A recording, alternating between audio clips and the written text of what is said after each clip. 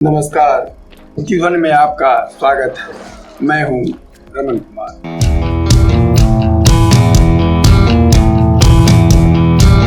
बचपन में हम सबों ने अंगुलीमाल डाकू और बुद्ध की कहानी जरूर पढ़ी, जिसमें जंगल से गुजरते हुए अंगुलीमाल ने बुद्ध को ठहरने को कहा था।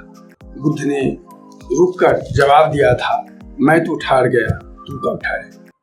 यदि अपने देश के संदर्भ में देखें तो आज़ादी की लड़ाई के दौरान देश के लाखों नौजवानों ने अंग्रेजों को विरुद्ध लड़ते हुए अपनी शहादत दी। भारी संख्या में गांधी और सुभाष की अपील पर लोगों ने अपनी सरकारी नौकरियां त्याग दी, अपनी संपत्ति कांग्रेस को दान में दे दी।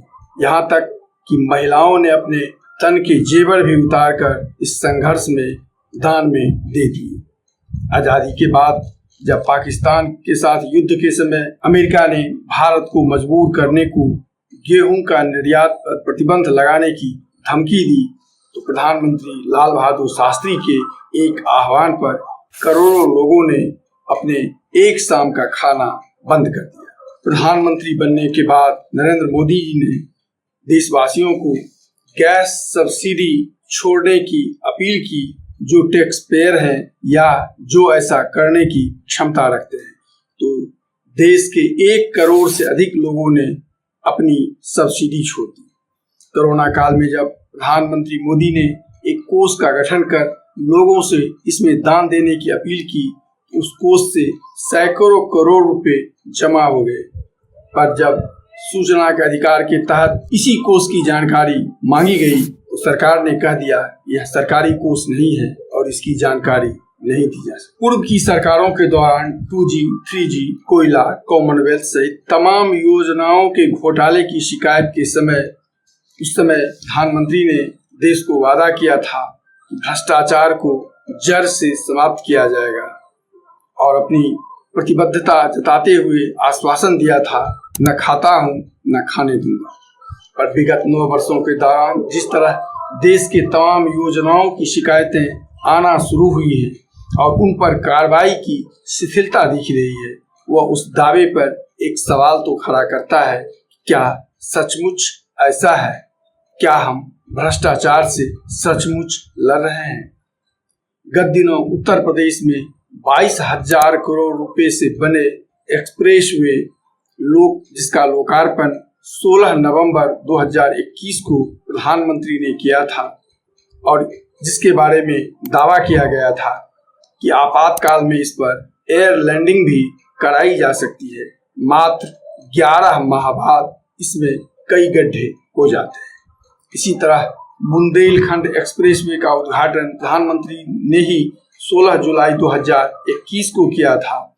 उद्घाटन के बाद पहली बारिश में ही जालौन के पास औरैया में सड़क में कई जगह धंस गड्ढे बन गए। 290 किलोमीटर के इस सड़क का निर्माण 14,850 करोड़ की लागत से किया गया। अभी CAG ने दिल्ली के द्वारका में बनने वाले 14 लेन के सड़क में भारी अनियमितता को चिन्हित किया है और कहा है कि इसमें अनुमानित लागत से 14 गुना अधिक राशि खर्च किए जाने की स्वीकृति दी गई।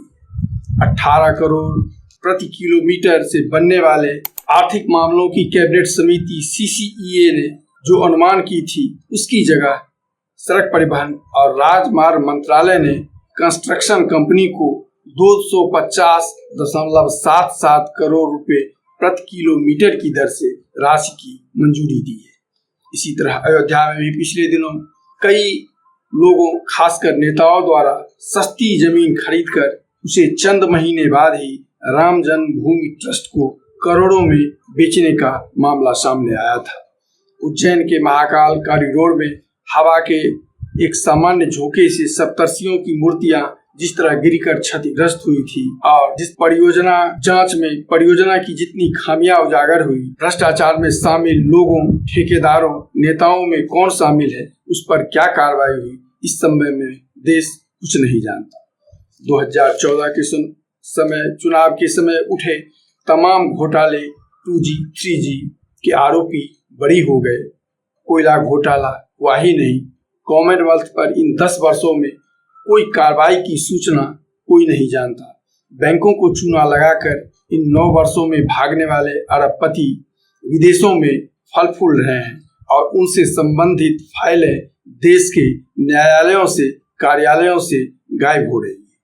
देश के लोगों द्वारा बैंकों में जमा धन उद्योगपतियों को देकर उनसे वसूली की जगह लाखों करोड़ बट्टे खाते में डालकर उसकी माफी दी जा रही है। कहने को तो कुछ कह दिया जाए, पर जानकार जानते हैं कि हजारों करोड़ का लोन फटाफट न बिना राजनीतिक हस्तक्षेप के पास होते हैं, न बैंकों द्वारा बट्टे खाते एनपीए में डाले जाते हैं, न इतने बड़े बड़े डिफॉल्टर देश से बिना राजनीतिक सुरक्षा में निकल जा सकते हैं। वहीं किसानों और कुछ हजार लोन लेने वालों के घर नीलाम किए जाते हैं। सामान्य लोगों को पहले तो जीरो बैलेंस पर बैंकों में खाता खुलवाया गया और फिर उनसे सदन में, जैसा कि सरकार ने स्वीकार किया है, एक जानकारी के अनुसार 2018 से अब तक न्यूनतम राशि मेंटेन नहीं करने के कारण 21,000 करोड़ रुपए इन खातों से काट लिए गए। इन खातों में जमा राशि का एटीएम चार्ज से 8,000 करोड़ और एसएमएस चार्ज से 6,000 करोड़ वसूल किए। इनमें अधिकांश उन्हीं गरीबों के खाते हैं जिन्हें कभी प्रधानमंत्री ने अपने भाषण में गरीबों की अमीरी कहा था। तो क्या उनकी इसी अमीरी के कारण जो मिनिमम बैलेंस भी मेंटेन अपने खाता में नहीं कर सकते हैं, उनके खाते से राशि काटी जा रही है? यानी छोड़ने को क्या सिर्फ सामान्य जन है और राजनेता एक साथ वेतन के साथ कई कई पेंशन लेते रहते हैं और जनता अपनी गाढ़ी कमाई छोड़ती और लुटाती रहती है। बदले में मिलता है तो बस मतदाता मालिक का संबोधन, अराजकता का माहौल और जलालत का जीवन। तो क्या जनता को यह नहीं पूछना चाहिए कि हम तो ठहर गए, आप कब ठहरेंगे? आज बस इतना ही। चैनल अच्छा लगे तो इसे सब्सक्राइब, लाइक और अपनी प्रतिक्रिया देकर कष्ट करेंगे। नमस्कार, धन्यवाद। मिलते हैं फिर अगले